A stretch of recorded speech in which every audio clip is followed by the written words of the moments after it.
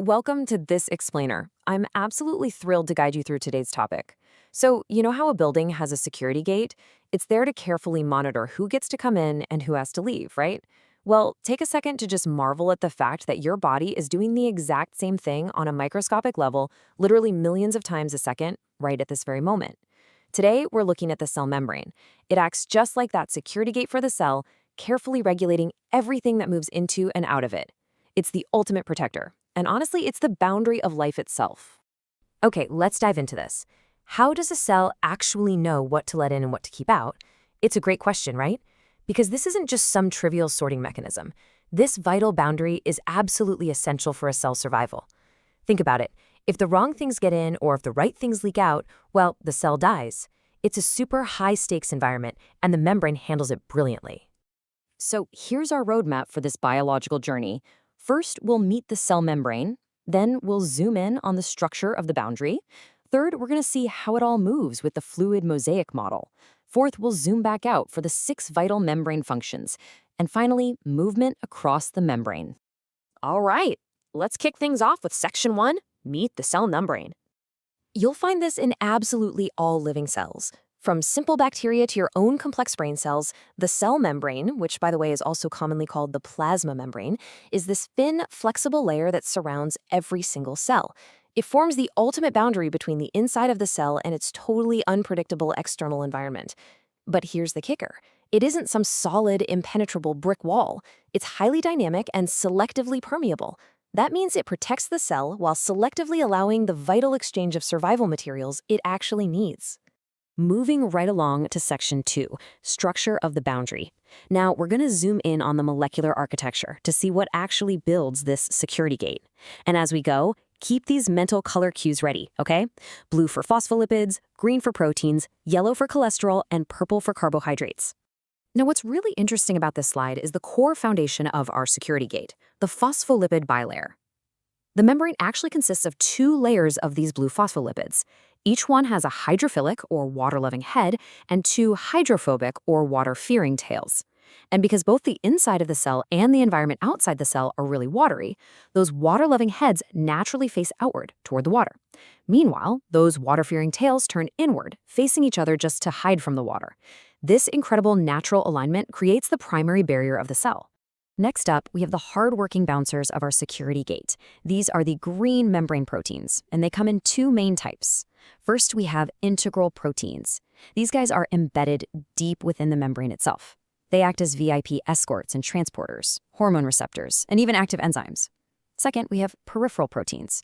Now, these aren't embedded. Instead, they're just attached to the surface of the membrane. They provide vital physical support and assist the cell in communicating with its environment.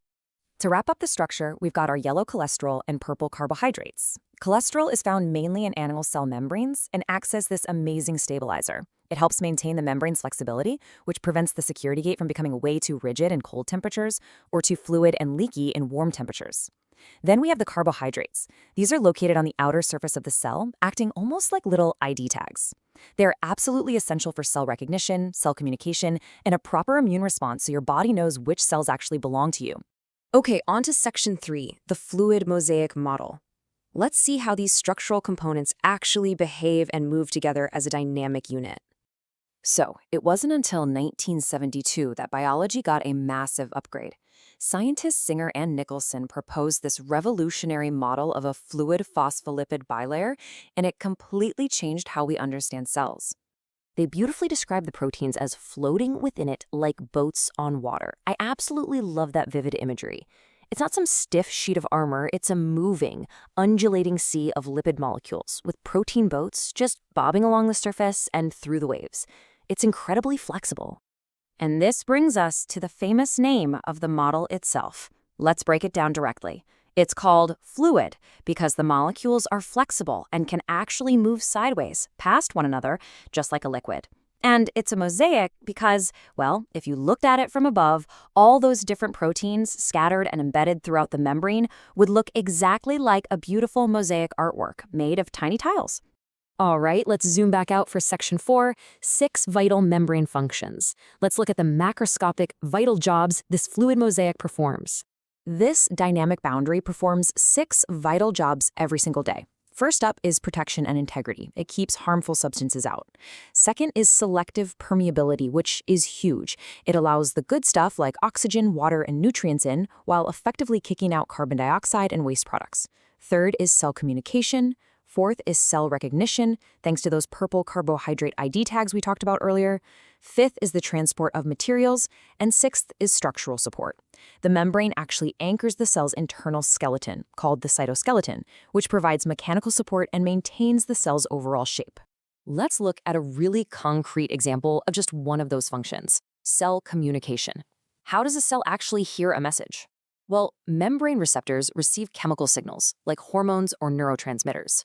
Think about the last time you ate a meal. The hormone insulin travels through your blood and binds directly to specific receptors that are perfectly shaped for it right on the cell membrane.